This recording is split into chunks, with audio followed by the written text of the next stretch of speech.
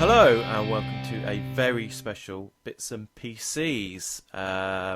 Obviously Star Wars, what's it called? Oh, I can't remember. Force Awakens. Force Awakens has just been released. Just seen it a couple of days ago and just wanted to talk about it. With me to talk about it is a scruffy nerf herder in the guise of Beasty. Yo, hello. No one else could be bothered to turn up, but then it is Christmas. It is Christmas. Do you have a good Christmas, mate? I did, mate. Yeah, very nice. Very busy. It's kind of in the quiet time now. How about yourself? Yeah, not too bad. Just seem to be zooming up and down the motorway, to be honest, most of it. But that's the way it goes when you move area. Yep. Anyway, so I just want to make it absolutely clear to anyone listening. This is your last chance. This is a spoiler cast. We will be discussing the film and its plot and anything that might be deemed as important to the plot and spoilers. Yep. Will be spoken about. So this is your last chance. Turn off now, go and watch the film, and then come back and listen to this if you want. Okay. That's long enough. That said, okay, I want to make it very clear from the start. I did not hate this film. But then I did not hate Phantom Menace when I saw it. Okay. It's only in hindsight and further viewings did I realise that, obviously Phantom Menace was intensely annoying and not really my cup of tea. But when you're sat in a cinema watching something that theoretically should push all my buttons and push them hard, and I find myself sitting there shaking my head many times throughout the film, there's something wrong, in my opinion, and that's why I want to talk about it. Now, Beastie, can we have a summary along those lines from yourself? Well, yeah, I'm 35, so grew up with Star Wars, watched Star Wars, all the first three films, I don't know, 100 times at least, growing up. When the new films came out, I was very excited. To be honest, anything new for Star Wars I was excited about. So a bit like you, I didn't hate the prequels. They're not great, but I didn't hate them. Had more lightsabers, more Jedis, more about what I've always wanted to know as a kid. So I was kind of getting very excited. I went to the midnight showing. So for me, this is the next big moment in the Star Wars universe. That's kind of my excitement level, and I did not hate it either, but I do have problems with it. Oh, so right. we're on a similar page. I was hoping the fact that you've seen it 3 times that you were in love with it, and that we would have a opposite polar. No, I think it depends upon what your issues are. It's probably worth for the audience. We haven't discussed beforehand, so we're going completely fresh with each other here. We don't really know where we're both going to stand. It's really hard to say whether it's it's a better film than the prequels. It is a better film than the prequels. However, it is also not very Star Warsy. If that makes any sense. Or a forced parody. Parody is not the right word. Okay, let's go through this, right? So what we're going to do, we're going to go through the plot loosely, and we're going to talk about that. Then we're going to go through and talk about some of the performances. Then we're going to talk about the cinematography and score. The score being the musical score rather than it's a 7 out of 10 kind of thing. And then a little bit of predictions for the future. So, Beastie, you've seen it more times than I. Let's start at the beginning with the plot. Okay. What happens at the beginning? I'll do a kind of setup for people. So, over 30 years, the Empire's been defeated, as we know.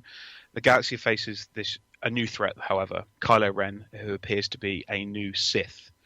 And the first... I'm going to stop you there. Yeah. Kylo Ren. Okay, Yeah. It's only because it's written down on these notes that I know what his name is. Because in the other films, right, you knew who the fuck Darth Vader was, right? Right? Even at the end of the film, I did not know the name of the bad guy. Okay, it's interesting. Well, let's carry on, and we'll come back to him in a minute. So the First Order are basically the new Empire, but they're kind of like the rebels were in the 4, 5, and 6. Anyway, a stormtrooper who is a defector rescues the Resistance, which we'll come to later. Best pilot, a guy called Poe. And this stormtrooper's name has a designation of FN something or other, but they get renamed Finn. They crash land on this desert planet called Jakku, remarkably similar to Tatooine, I have to say. Meets a girl called Rey, who's a scavenger, who happens to have a droid that belongs to Poe, and has a top secret map because Luke Skywalker is missing. Shaking my head again. So basically together they meet up with Han Solo and Chewbacca in a fairly convoluted way, and basically try and pass that intelligence on to the Resistance, which is another group which appear to be associated with the Republic, so they're the goodies, should we say, and trying to find Luke Skywalker. That's the kind of overall plot of what goes on, without giving too many of the major bumps. Okay, right. So the major thread and the major thing at the beginning is that someone's in shit and they put a piece of data into a droid. Now, stop me if you've heard this before. Oh, yeah. Well, I think that's probably a good place to start. This is, without a shadow of a doubt, a kind of J.J. Abrams Star Trek kind of reboot of Star Wars. It. This is my major overriding problem, amongst many other problems, is this was supposed to be the next episode in the saga. This was not supposed to be a reboot. Mm-hmm. Okay. Now, this pulls into question a question that I guess has been asked many times before. Why did Lucas do the prequels before doing some sequels? Especially when, obviously, the passage of time was going on and Harrison Ford, Carrie Fisher, Mark Hamill, these are the characters that are beloved and people want to know what's going on. So why go back and do the prequels when you got the opportunity there to, while they're still reasonably young and active and, go forward with that story? And on the basis of this, and I can only assume, is they have no idea where to go with Han Solo, Luke Skywalker and Princess Leia. Absolutely nowhere to go with it. And their inclusion in this story just seems ham-fisted and forced at best.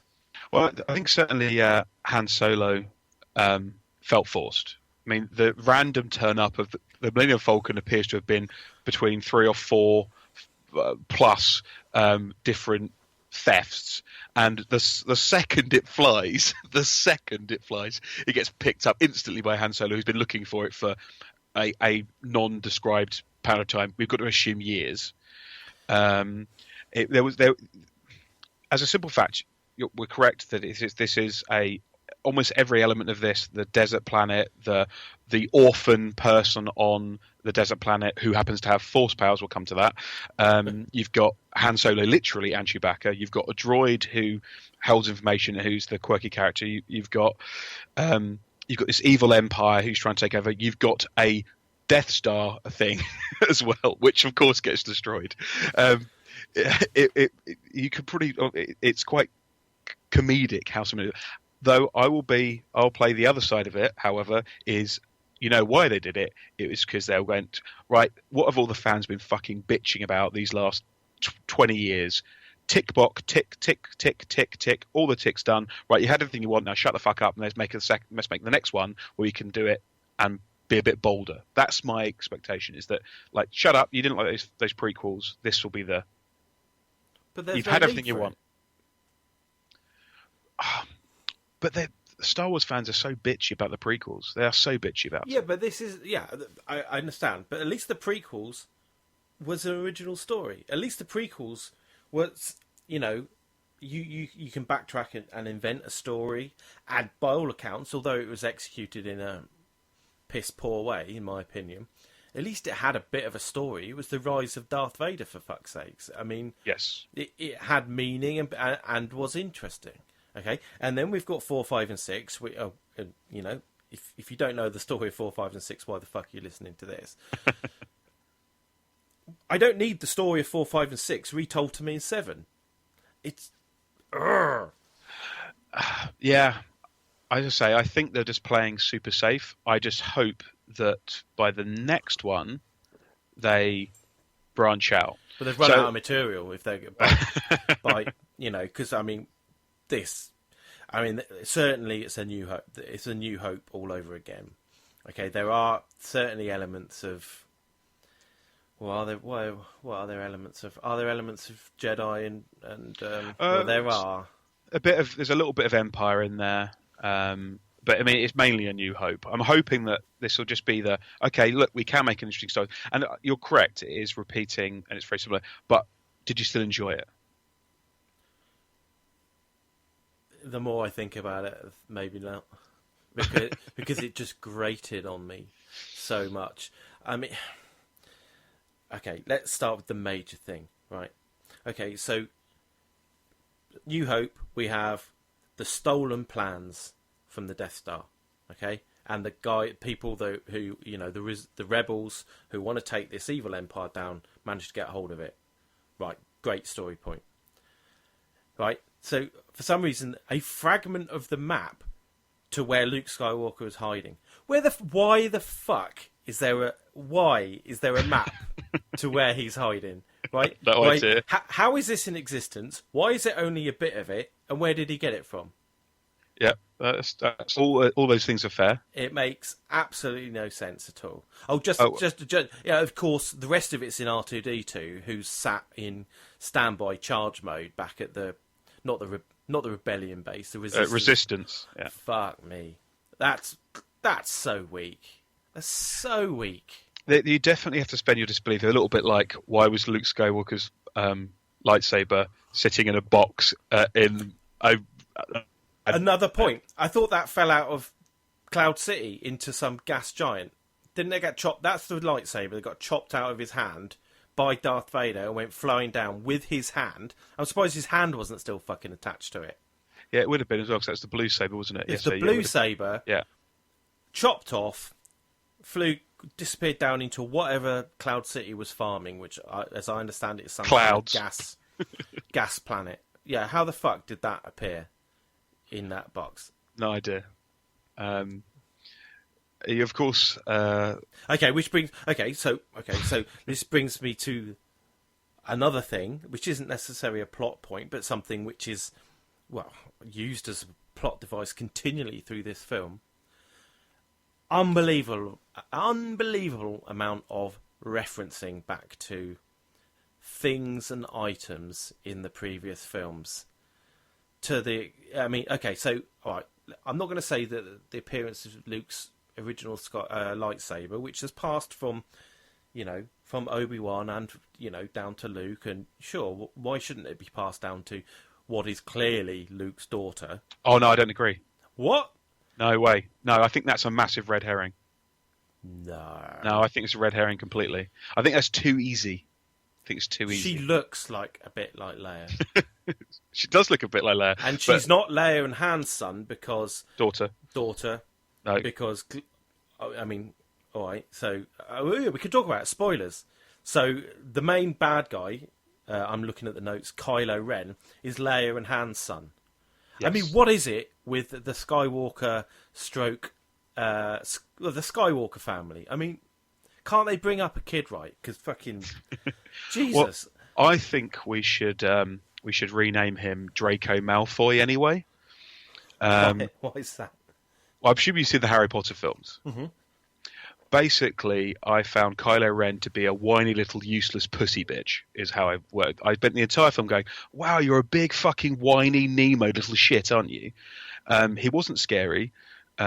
He was just that really kind of pathetic kind of, oh, no, it's so unfair. My mummy and daddy were so heroic, and I've turned to the dark side to be different. It just, I really struggled. They made a massive error in this as well. He should not have taken his helmet off, or we should have never seen it. We should have never seen his face through the entire film. So yeah.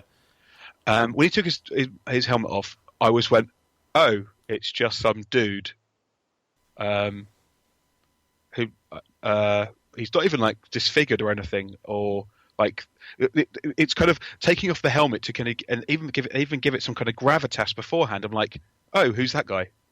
Like, why are you taking his mask off? Because it had no magic. At the end, when, let's face it, the moment where he meets Han near the end of the film, which will come to, who's his dad, of course. Who's his dad?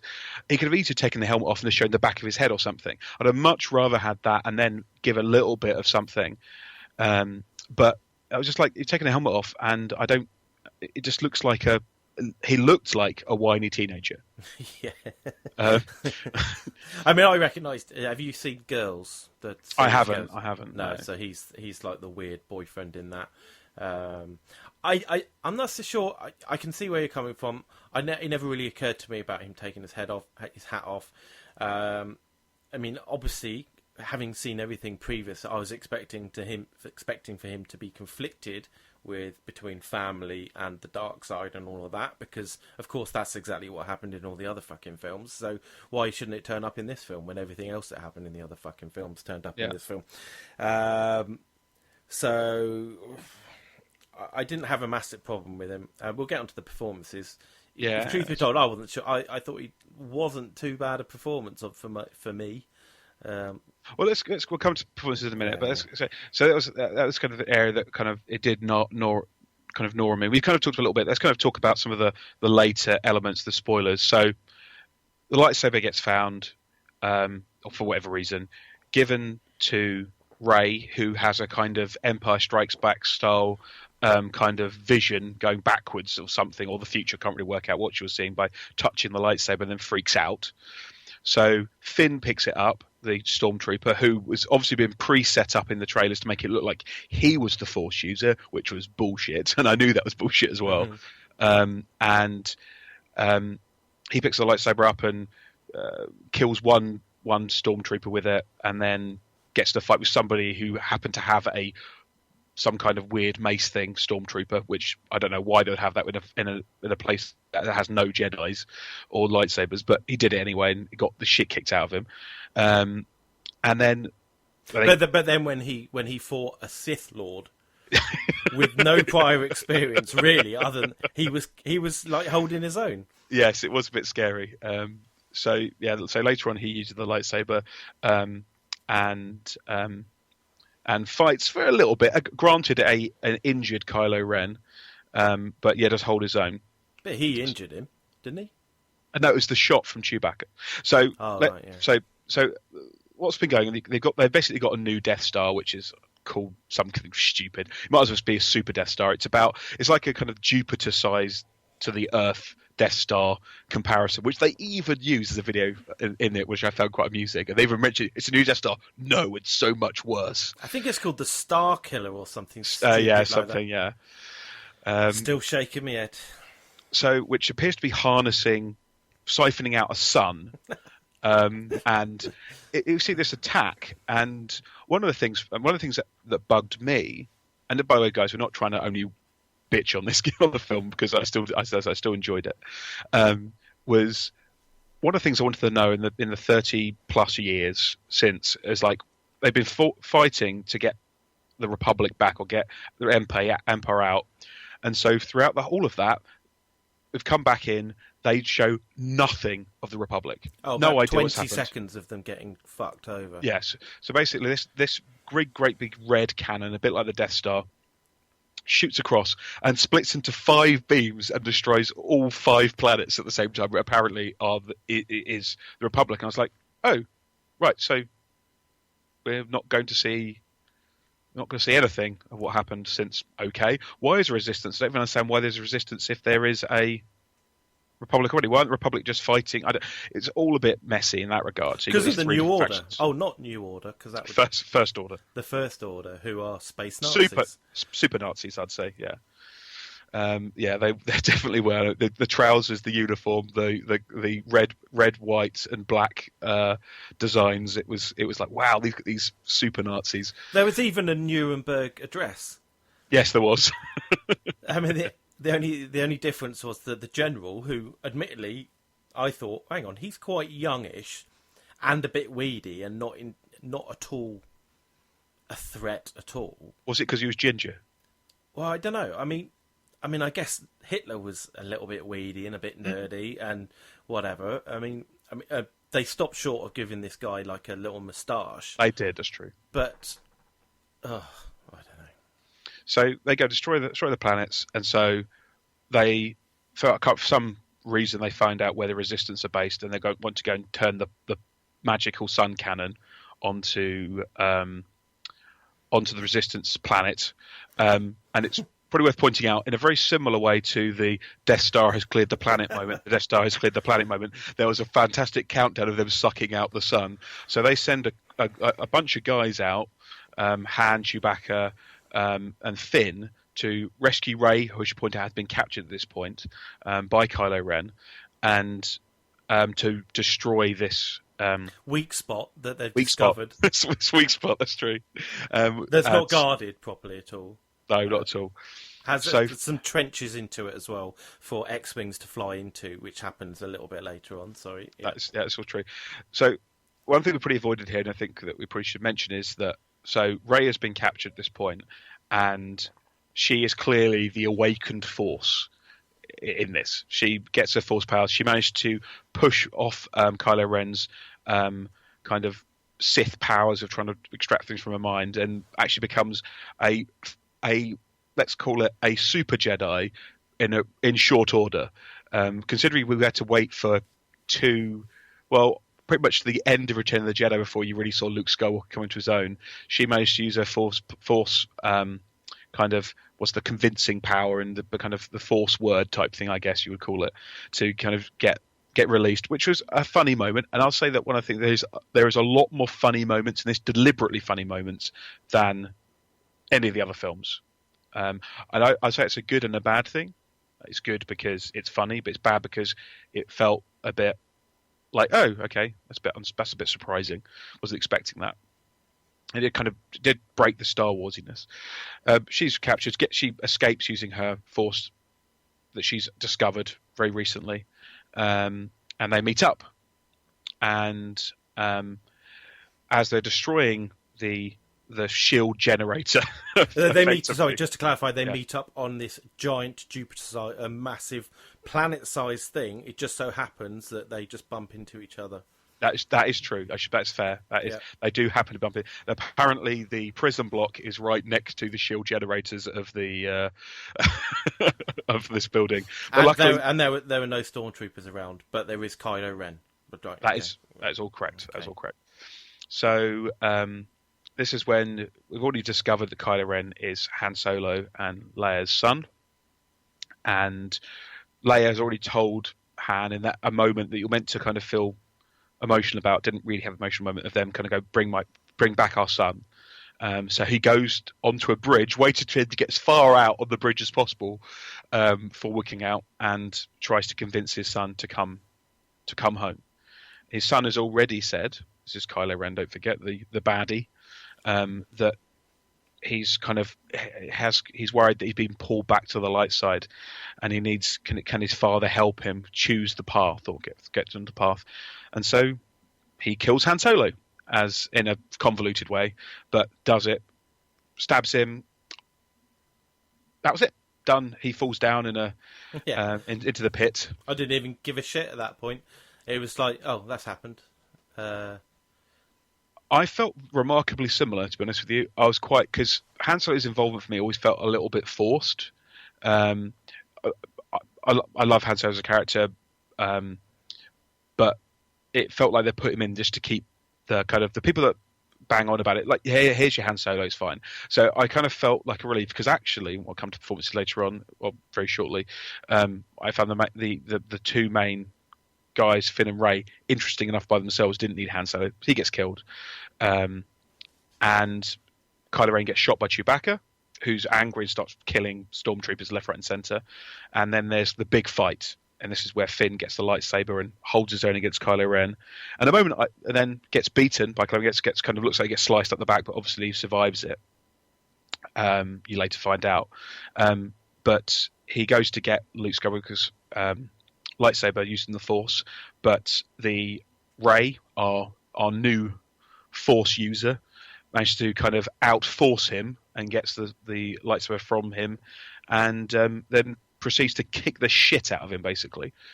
Well, I think quite like the moment. I did quite like that. That was I suspended my disbelief on that, because we already seen her kick the shit out of a few people back on Jakku, the desert planet. But it was okay. He's injured and blah blah blah. Apparently, he hadn't completed his training or something, which you find out later on. But I thought it was quite a good moment. I don't know what did you enjoy that moment, or you sound like you were exhausted by then? Well, this leads into the cinematography thing. I thought having a lightsaber battle in a snowy forest, an excellent thing. Yes, it's really good. The imagery was very, very good. Spoilt then, of course, by because at this moment the planet's imploding because they've managed to blow some Han Solo. Chewbacca's managed to blow everything up, or I can't even remember. Has Poe been in and flown through the things and destroyed the best pilot in the galaxy, I'd say, as well. Oh, yeah. You see him absolutely rip the shit out of some planes. it was amazing. Yeah. He destroys about 12 TIE fighters in literally 12 seconds. Yeah, well, what was I going to say? And then, in typical Hollywood style, all these chasms keep opening up in the ground, like 1 meter either side of the protagonists, and all of a sudden there's this big chasm between the two. I don't know. It's silly. I thought it was a good enough fight. But Finn being able to match the Sith Lord as it was with no experience was just nonsense. But yeah, I mean, to be fair, it's one of those things that there's. I mean, before we get into performances, but there is. You have this new, originally looking like this giant man, but I'm hoping it's just a hologram that's been scaled up. Just a hologram, yeah. And he's like bloody what's his name from Harry Potter, wasn't he? Voldemort. Voldemort, yeah. Yeah. Fucking hell, Jesus Christ. Yes, it was a very similar looking guy, and my also prediction for him is that he's not a Force user. He is not a Sith Lord, is my prediction. He's calling him Master, but I don't believe he has the Force. That's my prediction as well. All right. Blah, blah, blah. Fight. They get separated, obviously, so Kylo Ren I now know his name, can come back in the next episode. To finish his training as well. Okay, so what happens? They go back to the Resistance, who are camped at Greenham Common, which is where it was filmed and looks a hell of a lot like Greenham Common. Right. I mean, no, but the Resistance camp was just one outside shot with a few people milling around and one X-wing. It didn't look like a fucking base at all, did it? No, not really. All right. Whatever. So then they pieced the map together because R2-D2's decided to wake up. And then she disappears off with the little robot, was it? I can't know. BB-8. BB-8 Chewbacca, and she becomes the new pilot of the Millennium Falcon. Oh yeah, that's it. Yeah. And they fly off. I personally think at that moment they should have left it, because it basically comes down to them finally going to Luke Skywalker, and there's like a little kind of 10-minute kind of scene of her walking up this kind of stony banks and sees this monk-like figure who looks a bit like Oliver Reed as he pulls back his hood, and there is an aged Mark Hamill as Luke Skywalker, and holds out the lightsaber and for a very long time, and then it ends. I'm pleased they showed Luke Skywalker, because I think that made a whole point of it, but it did feel a little bit like it should have ended them looking for him. It felt like a really odd ending. Yeah, I agree. But it did feel very J.J. Abramy from my experience with Star Trek, I guess. Right, okay. I'd like to cover things that I like in the plot. Mm-hmm. I like the fact that Finn was a stormtrooper who developed a conscience. I like that. Yep. That was new and original. Although his ability to extract Poe from the base with a minimum of fuss grated on me. But, you know, I thought he was a good character, and I thought it was an interesting plot point. Yep. What else did I like? I'm really struggling. I guess this comes down to cinematography much as anything else. I like seeing the remnants of the Empire and the rebellion before, but that's kind of just it was. I just mean, what happened on see. Jakku? Have I missed something? Because there was TIE fighters, X-wings, AT-ATs, and Super Star Destroyers kicking around. I mean, is this an undocumented battle? Well, I think you have to assume through this again. You have to kind of fill the gaps in yourself a little bit, and I assume there was battles on every single planet. Would be my assumption from that. But okay. I mean, I didn't. Again, I thought that was.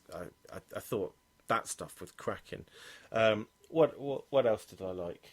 I felt it was quite interesting having this Rey who seemed to have been completely abandoned. If it is Luke Skywalker who's her father, that would be disappointing. But I thought that was quite an interesting, made her quite an interesting character, left with a cousin, kind of left by herself, affected to some kind of slaver to fend for herself. Well, okay, so I think there's no doubt that she's Luke Skywalker's daughter, but there is some doubt because you've put it in my head that there's doubt anyway. So, didn't she have a little flashback where what I thought was Kylo Ren fucked off with her parents? Or she got dragged away from her parents by someone who looked a lot like Kylo Ren? No, the person that dragged her off was the guy who was she was trading parts for, I think. No, she was trading parts for portions, or what they called food. Portions of bread, by the look of it. Yeah. Some kind of space bread. That's, I believe it was, looking at the kind of... Well, if it wasn't Kylo Ren. I thought it was some kind of Sith something or other. Maybe I need to watch it again. Plot. There wasn't a lot that I liked in that plot. Well, to be honest, if you like A New Hope, that's what you're going to get, though. Yeah. Really. That's a fair way of... I mean, we said it all the way through. I mean, I said I was never that pissed off by the various elements of the film. These are kid films. I've always kind of thrown a little bit of I've kind of always tended to veer away from the easy bitching about the films. Though I did come out with the films each time, and I did enjoy the second viewing more, and the third viewing was just equally just as fun. But took my friend's kids out to see it because we've been watching Star Wars all year. It's been quite so. That's a 9 and a 10-year-old, and it's quite fun. I watched Star Wars the first time this year. Went through 4, 5, 6, 1, 2, 3, and it was the first showing, first time I've been to see Star Wars cinema, and they loved it. They walked away because they thought it was fantastic. Mm-hmm. What was interesting? Stupid, though, aren't they? Kids are stupid, but I did think that for them, it was like they were like, this was just totally Star Warsy for them. Even though I felt it wasn't for them, it was. Okay, I can see if you did not know and you were new to the series, that would probably be a cracking film. You know, because you can suspend disbelief, even though there's lots of massive coincidences and stuff like that. But there wasn't really any tension in any of the elements that happened. You know, No. Star Wars, A New Hope, okay? Yes, it takes an extreme amount of time and, you know, Hollywood time for the Death Star to get around the moon. And it takes an intense amount of time for Luke to fly through not the tunnel, what's the word? I've completely lost the word. When Luke's flying through the tunnel, not a tunnel. Basically the gully, the gully, whatever. Yeah. Yeah, and and that's Hollywood. And it takes him fucking ages to do it, and it's counting down, and and then the next shot, like 2 minutes later, it hasn't counted down enough for 2 minutes ago, and all of that stuff. But at least there was a suspense in this film. That happened. There was nothing. There was the TIE Fighter X-Wing fights gone in a flash. Han Solo killed in a flash. The nonsense that happened on the freighter that Han Solo was flying. I mean, that was one of my least favourite bits, with these silly comedy fucking alien things that started sucking on stuff. They were absolute nonsense. These are creatures that apparently Han Solo is transporting, and for some reason. And lo and behold, these two different bounty hunters, well, not bounty hunters, but I don't know, whatever. Gangster groups turn up. I mean, it's just nonsense. And these creatures were ridiculous. At least be carrying a Rancor or something like that. Something which is big and scary and not comedy and nonsense. Oh, that whole thing was just fucking atrocious, to be honest. Shall we move on to performances? Okay. Yes, I think so. Okay, performances. Finn, liked him. Me too, yeah. Rey, fucking atrocious. Oh, actually, sorry. I want to go back. One thing I want to say on Finn, one thing I did not mention, and I think the performance is a good place to mention it. One of the things that really bothered me about the script for Finn's character in particular was the use of kind of human, like kind of London like slang, and kind of there was, I think, a line there kind of "get you some of that" was used. Now I'm thinking, this is Star Wars. Okay. He's not from the centre of London. He is from the centre of London, but this is a film, and there's a few lines like that where it felt like, why? Like it's like you're deliberately making him sound like a black dude from like kind of. From what was it? He was in Attack the Block, I believe. Like he doesn't need to be from Attack the Block in this. He should be. There's a few lines in that really bothered me because I'm thinking no one speaks like that. And he's supposed to be a conditioned stormtrooper. Yeah, exactly. Who's done nothing in his life except for he worked in sanitation or something. Yes, and this was allegedly his first battle, and he right. bottled it. But then. The captain of the stormtroopers, turned around and said he's never shown any signs of a non-conformity before. Yeah. How the fuck would you know? That's the first. He's obviously been promoted from sanitation up to that. I mean, it's just plot hole.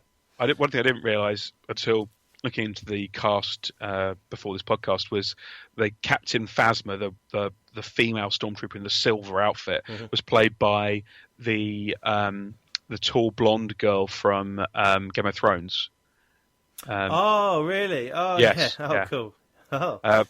Gwendolyn Christie, her name is, but I can't remember the name of her character in Game of Thrones. But that's Game of Thrones' fault. They did seem something familiar about that. I didn't like that. I mean, I don't like things that appear a bit youth, but then I'm not a youth.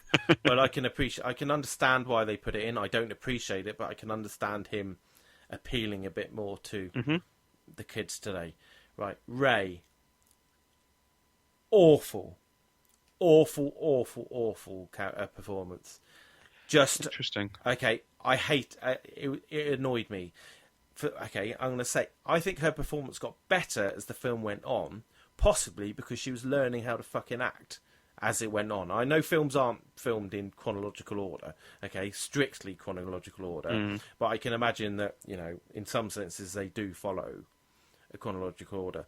At the beginning, she was just typical new actor, shouty acting. Hated it. Couldn't stand it. It was just absolutely doing my head in.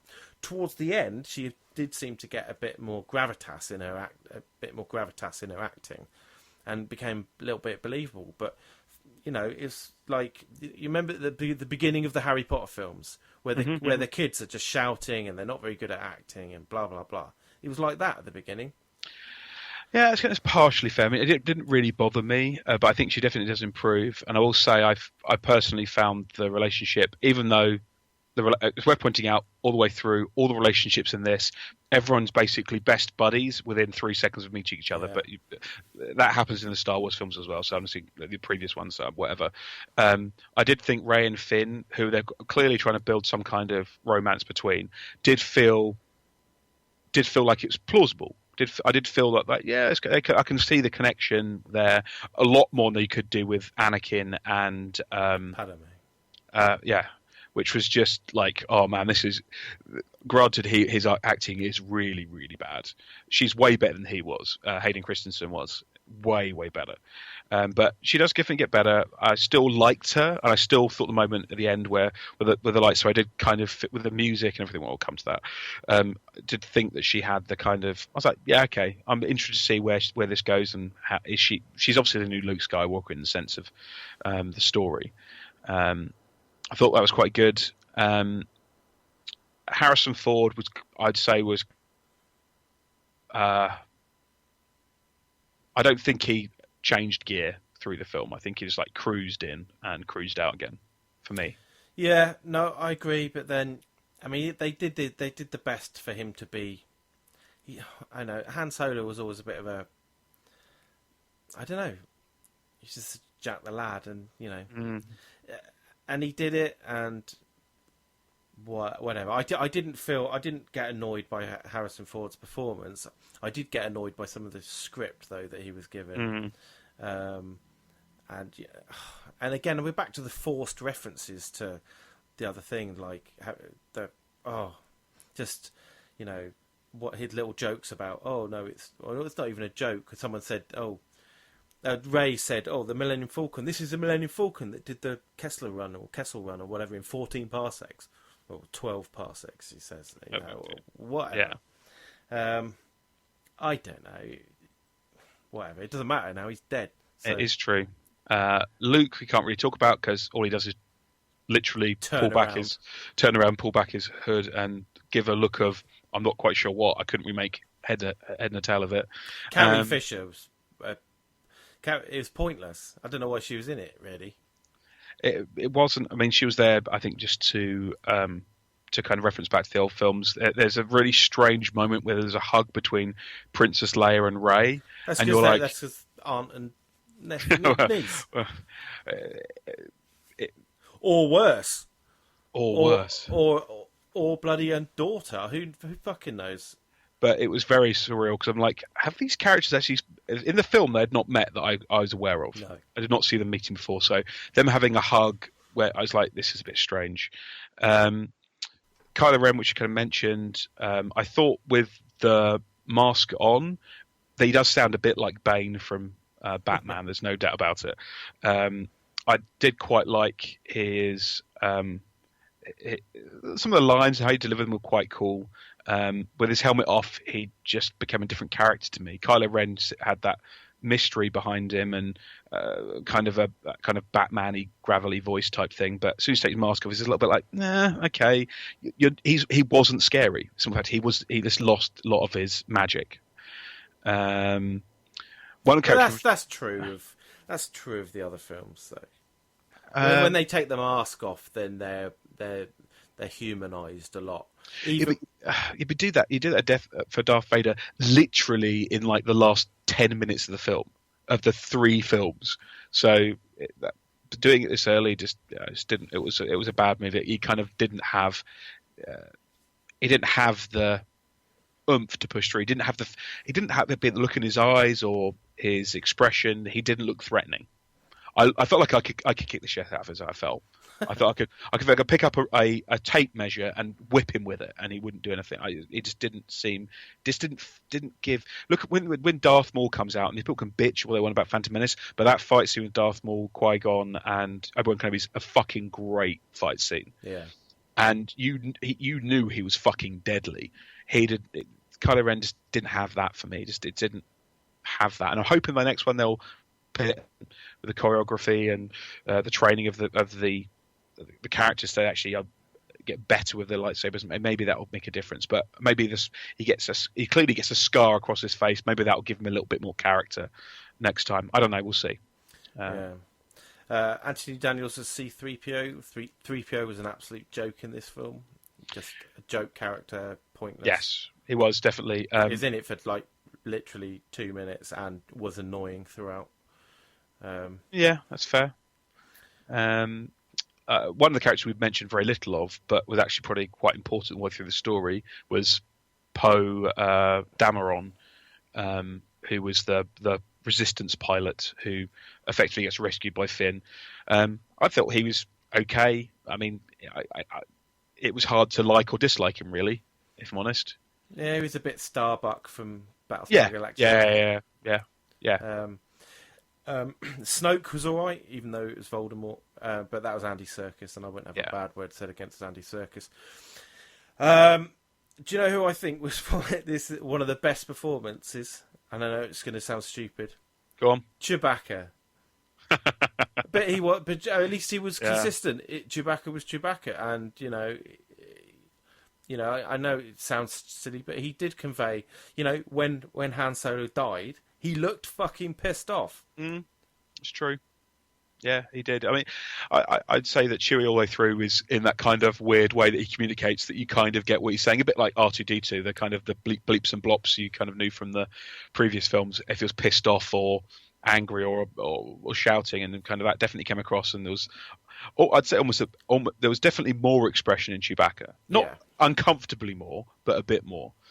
You kind of knew what he was saying more, kind of like, kind of more kind of almost like Gromit from Wallace and Gromit style kind of eyebrows. If you know exactly what's going on. But no, I thought he was good. He had a lot more point in this film than any previous film. Oh God, yeah. Yeah. So. We mentioned General Hux, who was the kind of ginger-haired, kind of Hitlerish leader. I don't think that he's did a bad job. I just think that it's a lot to ask somebody who clearly looks like they're in their late 20s to be in charge of this. Now, maybe that's a ageist thing from my side, but it was really hard to make him feel like. When you look at the Empire, remember if you're sitting there when you first go on the Death Star and you've got the Emperor leaders who you've got Peter Cushing as a very old man at the time, and these older kind of politicians, I guess. And then it's a bit like there are reasons why and Bronson from Grange Hill. And yes, and Bronson. Was it Bronson? It was something. I think so. Yeah, I think so. Yeah. It kind of matches what you imagine politicians to look like now. You don't tend to have leaders that look like young pups for whatever reason, rightly or wrongly. You don't, and I think that always made it. It's a hard reach for us, I think, to go, oh. Yes, this guy looks like the strong leader, the tactician of the First Order. I don't know. I thought it was a hard thing for him to pull off. I didn't dislike him, but it felt like it. I guess he felt about as scary as Kylo Ren did to me, really. Yeah. Just in review, for me, it was only Rey shouting that annoyed me. I didn't really have a problem with too many of the performances, as it were. But I mean, they can only work with what they're given, and frankly, I don't think that what they were given to work with was particularly great. Right, let's move on to what's probably more important in a film of this kind than performances: the cinematography. Okay, I appreciated. I think that the technology, it looked great. Okay, it looked great. Yeah. Their epic landscapes with crashed Star Destroyers and stuff like that looked amazing. When one of the best moments in the film is another annoying thing was that there was a canteen or some bounty hunter type place on this other thing with the same fucking band that was playing in the one in Mos Eisley. It's just utter nonsense. The same characters in it. Oh, it's just ridiculous. Anyway, so the Imperials, or whatever you want to call them, came down and started dealing with that. But because at the same time as someone had phoned up on their mobile phone the Empire and said, oh, by the way, the robot you're looking for is here, someone else had phoned up the rebellion or Resistance, and said, "Sorry, you appreciate that I'm struggling to make any distinction between these two things." Oh, by the way, that robot that's got the map for Luke Skywalker's here. So the Empire, whatever, the First Order turn up first, destroy the place. Then the boys come in the X-Fighters, and that was a great moment. That was like that's the proper shit. The good guys are here to sort things out. That was a great moment, but it lasted seconds. You know, it was a great piece of imagery with the from the trailer where the X-Wings are flying across the lake. Yeah. But that's it. You've seen the best bit of it in the trailer again. The battle didn't last any time at all. It was shit. I did think when they find the garbage, which was the Millennium Falcon, as it just gets described, and they fly off. I thought that scene was great. The Millennium Falcon flying through this kind of 3 or 4 TIE fighters in chase.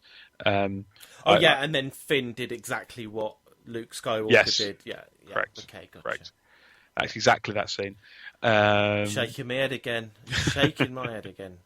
I just thought it was a great scene, kind of flying through one of the destroyed Star Destroyers.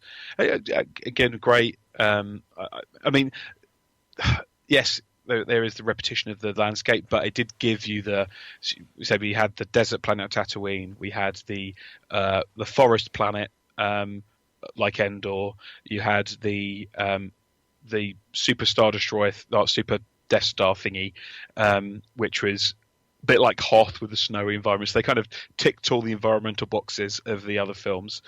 But they did great. They did create these good scenes, though. Both meant great shots, great environments. At no point did I feel that they kind of missed the boat. There's a few things I'd have liked to have seen differently. Personally, I was a bit disappointed that, and it sounds like a really minor thing, but it still bothered me, was when Rey gets the lightsaber for the first time, she goes into the identical pose that Finn goes into. And I thought that it was a missed opportunity. I'd like to have seen her do something different, or that sounds really stupid and really minor. Just that it was meant to be this big moment, and I just wanted it to be something, her putting it down and kind of pressing the button, always not knowing what to expect. Yeah, she's been holding it the wrong way and piercing herself with it. That would be brilliant. And I thought the snow and the lightsabers kind of spraying up the snow was great. That looked great. Yeah. I mean, there's at no point of these scenes did you feel you had that old-fashioned thing of, like in films like Gladiator and other things, where they tried to hide the combat behind bad lighting or anything else. All it felt like it was addition to, as opposed to a way round it. They clearly threw every single fucking penny they had at this. There was no shonky CGI, obvious things I felt in 10 years' time and go, ooh, that looks a bit nasty. Maybe I'm wrong, maybe I will. But they look like they really... I mean, I don't know how much the budget was of this, but I imagine it was as high as you can get. I mean, the technology was all the same. The Millennium Falcon looked exactly like it did. Yeah.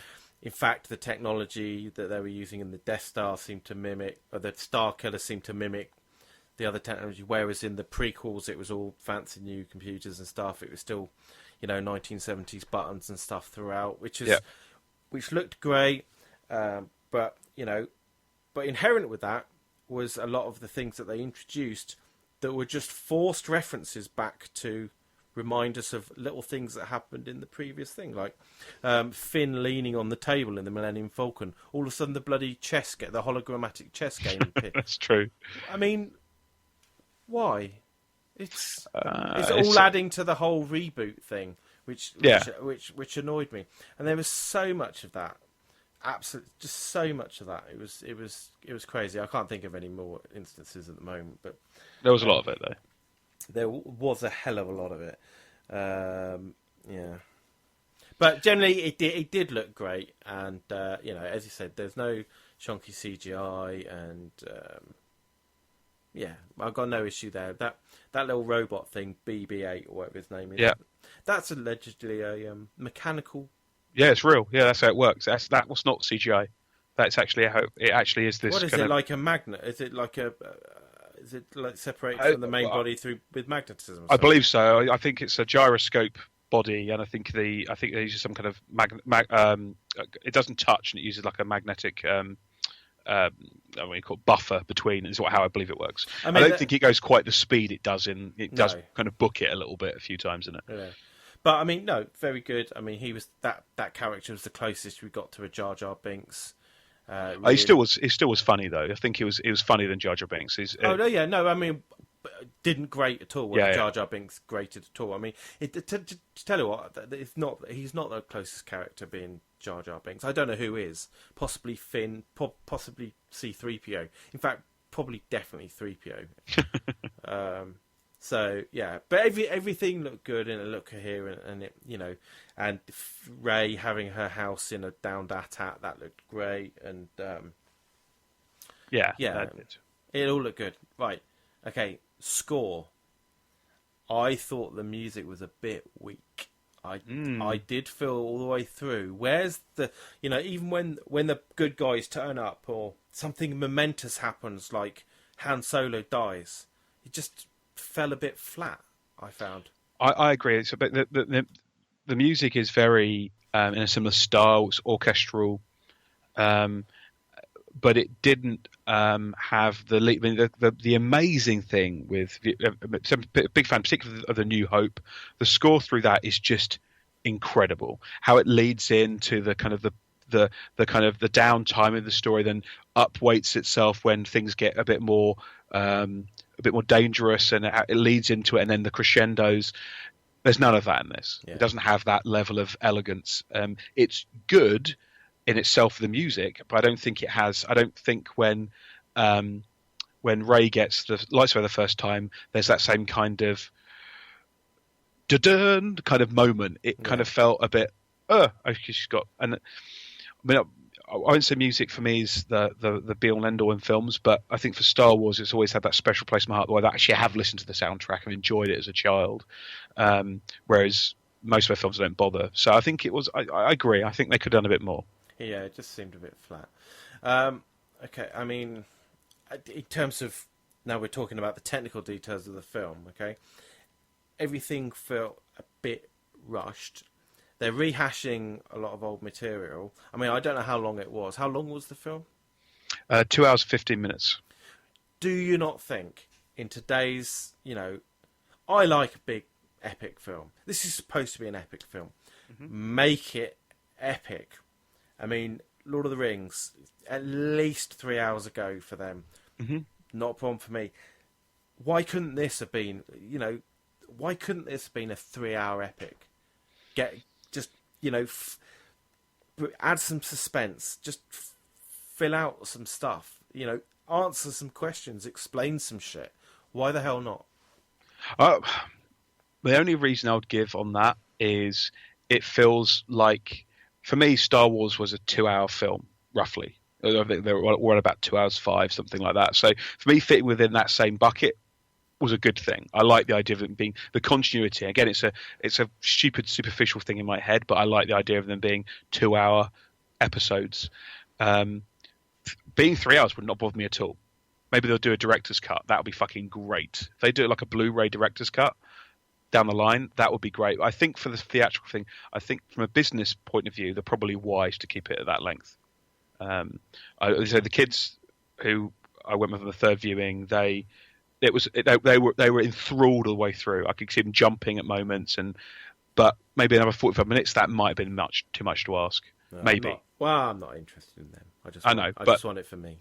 I know, but as I say, for money sort of point of view, that's probably going through their mind a little bit. But say maybe they'll do a director's cut. Maybe they'll do a longer version. Okay. I haven't heard of it though, but maybe. I can't be sure if through this conversation we've had, I like it more or less than I did when we started this conversation. Have you? What about you? I feel pretty much the same. It's interesting, kind of getting your take on it. I think you're obviously more crossed by the repetition than I, but I think it's fine to be cross with it. I think anybody who walks away from this film going, "This is the best fucking film ever," they're remarkably naive. Mm-hmm. I think there is problems with the film. I still enjoyed it. I look forward to the next one. Are you going to go Very and watch much. this one again? Probably not. I'll probably wait, but I will pick it up on Blu-ray when it comes out, definitely. But I would have done anyway because I've got 4 different copies of Star Wars in one capacity or another. Yeah. I will pick it up on Blu-ray definitely, and I want to watch it again before Episode 8, which I guess is next Christmas. I haven't really. No, I think next Christmas isn't next Christmas or something like that. Isn't that the? I think it's next, not this coming summer. The following summer is Episode 8. But between that, they're doing a film about the story about how the plans for the Death Star were stolen. Okay, yeah. So 26th of May, 2017 is Episode 8. Yeah. Ugh, that's annoying. Okay, fair enough. Well, it's only 18 months. Yeah. But for me, Star Wars is always a Christmas film anyway because of growing up. As I'm sure you remember, for about 15 years they aired Star Wars every single Christmas. Yeah, I think Christmas, and so for me it's always time. That's a shame, but okay. I'll look for. I'm not sure. I haven't looked into it. That's one of the things I have to say. On the whole, I haven't avoided spoilers in this particularly. When I was before watching it, I wasn't avoiding trailers, but I have avoided looking too deep. I didn't look at who the cast were overly because I think a lot of that stuff can just ruin it for you a little bit. Knowing who Kylo Ren was beforehand would have done me no favors. Mm-hmm.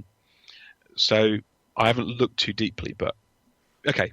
Episode 8. What do we think's going to happen? What do we think's going to where can they take it for you, John, to bring it back where you want it to be? I don't know. I just want it to take it somewhere different, and have a new story. I don't like the fact that there's new characters, but the passage of time means that there has to be new characters. Yes. I don't mind seeing Finn again. If Rey's learnt how to act, then maybe I'm quite happy for her to be involved. Obviously Kylo Ren's going to be in it. Who knows? What's going to happen with Luke? Is he suddenly going to, he's going to come back and do what? That's a great question. I really don't know. I'm hoping that they're not going to tease out in a kind of Yoda way of him not using a lightsaber for the entire time or whatever. I hope they don't, and I hope they don't try to play for the people that moaned about, if you're a really good Jedi, you wouldn't actually do that many of those moves, and moaning about Yoda in Episode 2 and stuff like that. I'm hoping they will just ignore that because that's bollocks and actually just let him be a massive badass in this. But I don't know. I've got a feeling that's going to be a massive disappointment for me. I think they're going to really downplay it. This is clearly Rey and Finn's story. Clearly. Is where Luke is that the new Dagobah? And he's Maybe, just going to yes. train her? Yeah. I'm shaking my head again. I'm shaking my head again. I know that hasn't happened, but I can imagine that's what they're going to do. Because the reality is that Mark Hamill is, 60, 70? Yeah. 60 plus, definitely. And, he's not going to be jumping around doing the shit. No. But I would have liked to see that. And he saw it when they tried to kind of get Count Dooku and the guy who plays the Emperor. They deliberately have to do some really shonky shots of them using the lightsaber because they're old men. And they're great actors in their own right. But once you get 70, 80 years old, funnily enough, you're not that great at being this agile Sith Lord. So we'll see. That's what I think will happen. I think that we will not find out who Rey's parents are. I think that will continue. And they're going to have to introduce more characters, I think. They'll have to. No, yeah. Jar Jar Jr., I don't know. It just popped into my head, though, that if the story's carrying on with Rey and Finn, I give more of a shit. I don't know if it's because of the actors or whatever, but I was more interested and I felt more comfortable with Natalie Portman and Ewan McGregor. I kind of gave more of a shit about them than I do about Rey and Finn. I don't know. Is that because I knew who they became? Is that because I knew that Obi-Wan became Obi-Wan or continued to be Obi-Wan, and because Padme or whatever you want to call her became Luke and Leia's mother. I don't know. Yeah. I don't know. Maybe it's just you. Maybe I just don't like young people. Beasty, if truth be told. That could be true. I mean, I think maybe also that Natalie Portman and Ewan McGregor were incredibly successful actors and actors beforehand. And you've got two nobodies here. You've got effectively Harrison Ford and Carrie Fisher and Mark Hamill in 1977. These nobodies, and I think that we haven't had. I mean, we saw with Hayden Christensen, who was a nobody, and remained a nobody because of his poor performances. I think it's hard to get engaged with somebody. I don't know. For me, there's a lot of new people. There's a lot of new people. But Luke Skywalker was always a bit of a tit, I thought. And no one really. If you think back at those things, did you really care that much about Luke? He was. I know. I 100%. I was when I think there's about a 5-year age difference between us. And Luke was the character. Didn't give a shit about Han Solo, and Han Solo was a fucking glory hunter, and he was. Princess Leia, I was a 6-year-old boy. I didn't care about the princess, apart from rescuing her. Luke Skywalker was the character, and I think that it's been interesting, asking kind of friends, kids, and that who they like. If they've liked the obvious ones. The girl likes Princess Leia. Boy likes Luke Skywalker. Han Solo is kind of ancillary. I did ask the question at the end of Force Awakens. I was intrigued by the 10-year-old boy whether he would engage with Rey as a female Jedi. Didn't mention her once. I quite liked Han Solo, but yeah, ignored the fact that Rey was there because he couldn't engage with it. He's a very boy. Both the boy and the girl, both girls into really girly things, boys into football and cars and stuff like that, kind of all predictable. And he did engage with Rey. He was like, nope. And I thought that was quite interesting. Whereas, of course, the girl who had to say all the way through, I like Princess Leia, who effectively does fuck all in the 4, 5, 6, she was super excited that Rey there's a female Jedi user. She was really excited about that because there hasn't really been a female character of note in the Star Wars films. Bloody feminists.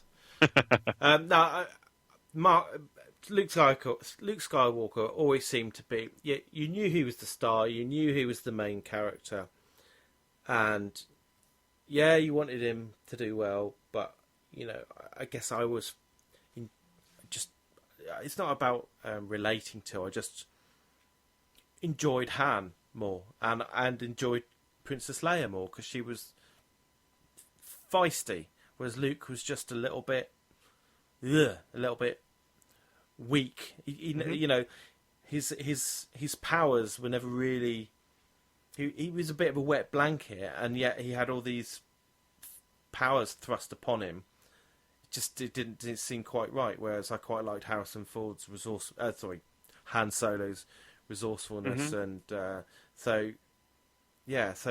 don't know. How did we get into that conversation? I can't remember. I think we're just talking about what we think will happen ahead. Yeah, but there's no characters that I particularly like. My favourite characters obviously just died, so that's not particularly great. But do I give a shit about Finn and Rey? Not really. I think you're going to have a tough few episodes ahead then, because I think this could be completely about them. This was clearly a setup for those guys. Yeah, I mean, the reality is, it was all right. But it didn't meet expectation in the same way that the prequels didn't meet expectation. But the prequels didn't meet expectation. Not only did they not meet expectation, but they were delivered in a really piss poor way. With shit CGI, shit comedy characters, and bullshit. Whereas at least they've cut out a lot of that in this. And, in that regard, gets the C+, okay, but must try harder for me. Must be bigger, must be more epic. Get fucking Peter Jackson to do one. Oh, I don't know. Peter Jackson's dangerous for me because he has a habit, and let's face it, the last Hobbit film. I understand he was being dicked about by the studio. Yeah, sure. But he also did make King Kong, which was fucking horrific. That was an awful film. I don't recall it being awful.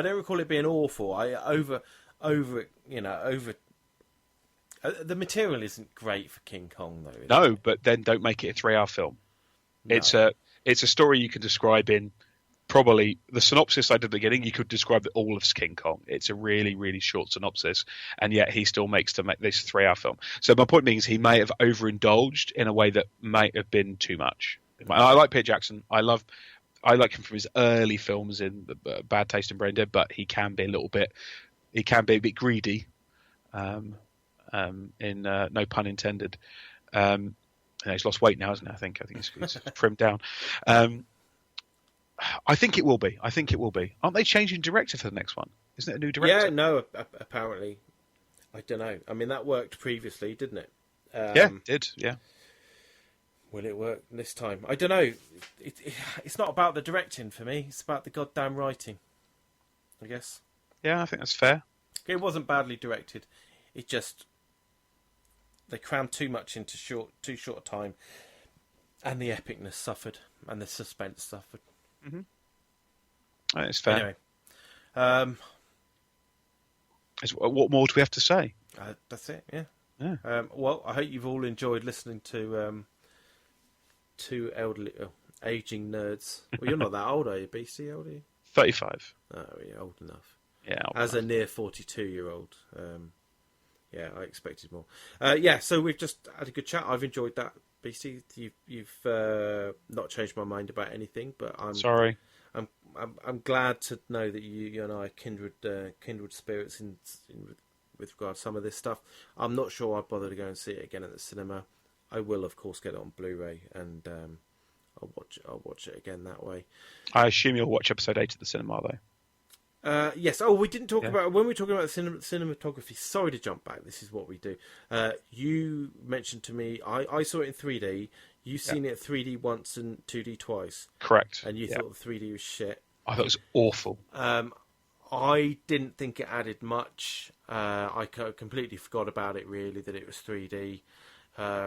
All that it did annoy me was that things weren't in focus, and there was quite a bit of crosstalk in the with some of the moving images. And I did sit there thinking, this is supposed to be a 4K presentation of a multi-million-dollar film that's filmed with the latest technology. Why the hell am I sat here watching fuzzy images?